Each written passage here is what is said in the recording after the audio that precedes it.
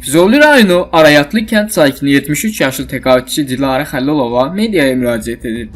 Pravda.azın məlumatına görə təqaüdçü bildirib ki, oğlu ötən il aprel ayında avtomobil qəzasında dünyasını dəyişib və ondan bir neçə ay sonra gəlini Aygün Xəlilovanın kobud davranışları və zorakı hərəkətlərinə məruz qalıb. Gəlinimiz evə rayonumuzun Balabəhməlli kəndindən olan Ruhin adlı kişini gətirir. Mən də deyirəm ki, evdə 3 övladım var, bir qız uşağıdır. Axı yad kişi niyə mənim evimə gəlməlidir? Oğlumun eli çıxmayıb, amma gəlinim oğlumun goruna söyür, məni təhqir edir, üstümə hücum çəkir. Hətta bir neçə gün öncə yataqda uzandığım halda məni boğurdu. Aygün Xəlilova barəsində səsləndirilən ittihamlara cavab olaraq bildirib ki, qaynanasının 73 yaşı olsa da kifayət qədər sağlamdır. Qeyd edək ki, məsələ ilə bağlı Füzuli rayon icra hakimiyyətinin mövqeyini öyrənmək mümkün olmayıb.